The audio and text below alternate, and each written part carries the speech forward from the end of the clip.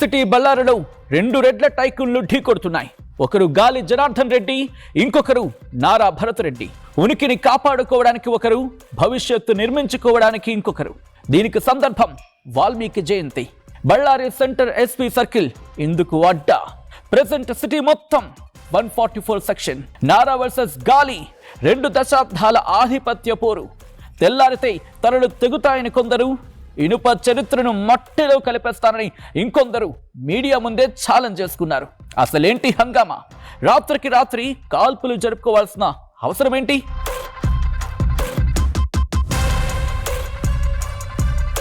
బళ్ళారిలో మొదటి నుంచి కాంగ్రెస్ హవా. Second place JDS. బీజేపీ ఉందా లేదా అన్నట్లు ఉండేది. అది 1999. హఠాత్తుగా సోనియా బళ్ళారిలో నిలబడ్డారు. పోటీగా ఢిల్లీ నుంచి ఆఘ మేఘాల మీద సుష్మా స్వరాజ్ వాలిపోయారు. ఇంకేముంది, ఇండియా ఫోకస్ మొత్తం బళ్ళారి వైపు వెళ్ళింది. ఆ టైంలో కాంగ్రెస్ తర్వాత జేడీఎస్ నుంచి నారా సూర్యనారాయణ రెడ్డి పొలిటికల్ గా రైజింగ్ లో ఉన్నారు. ఈయన తనయుడే ఇప్పుడు బళ్ళారి సిటీ ఎమ్మెల్యే భరత్ రెడ్డి. అప్పట్లో గాలి బ్రదర్స్ ఎవ్వరికీ తెలియదు. సుష్మాను ప్రసన్నం చేసుకోవడానికి జెట్ స్పీడ్ లో బీజేపీలో చేరి ఆమె దృష్టిలో పడ్డారు ఆయన. అప్పటి నుంచి నారా వర్సెస్ గాలిగా పొలిటికల్ ఫైట్ మొదలైంది.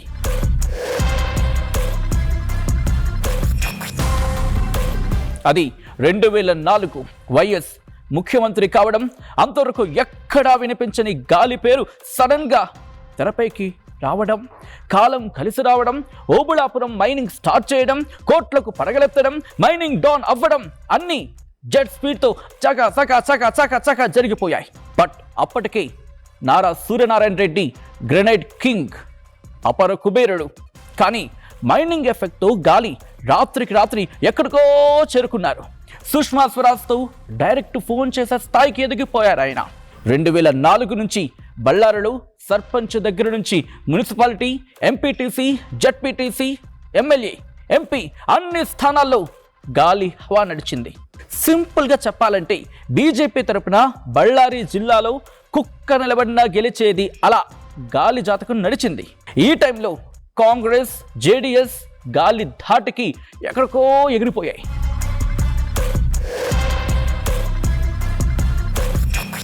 బీజేపీ లీడింగ్ లో ఉన్నప్పుడు, గాలి హవాకు బ్రేకు లేనప్పుడు బళ్ళారి ఎస్పీ సర్కిల్లో పార్టీ ఆఫీస్ పక్కనే వాల్మీకి విగ్రహాన్ని ప్రతిష్ఠించారు. అందులో ప్రధాన పాత్ర మాజీ మంత్రి శ్రీరాములుది కూడా. గాలి జనార్దన్ రెడ్డి, శ్రీరాములు బళ్ళారి చరిత్ర తిరగరాశారు.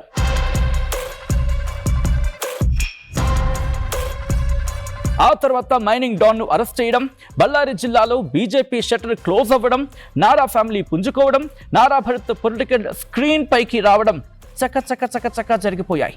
జనార్దన్ రెడ్డి జైలుకు వెళ్లడంతో బళ్ళారిలో కమలం రెక్కలు పూర్తిగా రాలిపోయాయి. అన్నలు కరుణాకర్ రెడ్డి, సోమశేఖర్ రెడ్డి కూడా కంప్లీట్ సైలెంట్ అయ్యారు. కాంగ్రెస్ నుంచి భరత్ నవ కెరటంగా యువతతో హల్చల్ చేశాడు. ముఖ్యంగా శ్రీరాములు అనుచరులను తన వైపు తిప్పుకున్నాడు.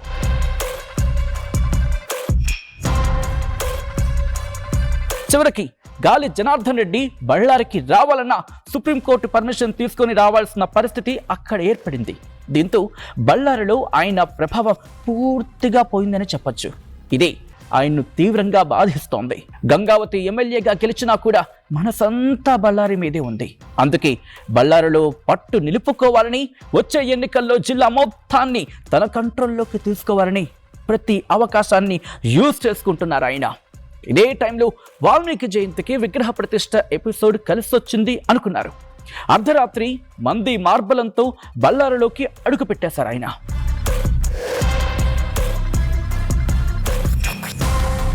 అంటే ఇదే కాన్సెప్ట్ ని ప్రెస్టీజియస్ గా తీసుకున్న భరత్ రెడ్డి పొలిటికల్ మైలేజ్ పెంచుకోవాలని దూకుడు మీద ఉన్న సందర్భంలో 2 కోట్ల రూపాయలతో వాల్మీకి విగ్రహాన్ని అయోధ్య రామ్లల్లా శిల్పాన్ని చెక్కిన అరుణ్ యోగిరాజ్తో తయారు చేయించారు. ఈ విగ్రహ ప్రతిష్ఠ జరగనున్న ఎస్పీ సర్కిల్, జనార్దన్ రెడ్డి నివాసం ఉండే హవంబావి, మాజీ మంత్రులు శ్రీరాములు ఏరియా, దేవీనగర్ మొత్తం వాల్మీకి వర్గమే ఉంటారు.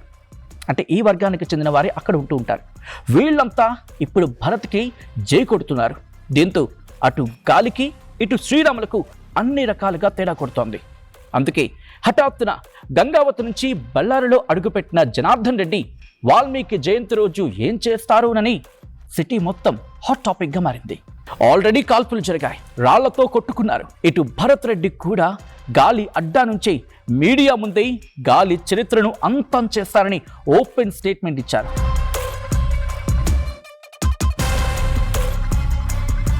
అయితే ఒకప్పుడు రెబల్ స్టార్గా ఉండే గాలిని ఇప్పుడు బళ్ళారి జనం నమ్మడం లేదు. శ్రీరాములకు సొంత సామాజిక వర్గంలోని మద్దతు పూర్తిగా కొరవడింది. ఆయన ప్రధాన అనుచరులంతా భరత్తో కలిసి నడుస్తున్నారు. భరత్ వెనుక నారా సూర్యనారాయణ రెడ్డి సీక్రెట్ ఆపరేషన్ చేస్తున్నారు అన్న వాదన కూడా ఉంది. ఏది ఏమైనా బళ్ళారి మొత్తం సలసల సలసల సల కాగుతోంది. ఇప్పుడు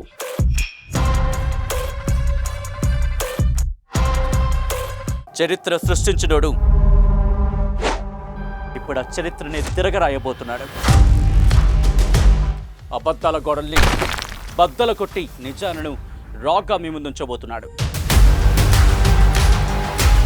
నిజమైన వార్తల కోసం వెంటనే డౌన్లోడ్ చేసుకోండి రా యాప్ని.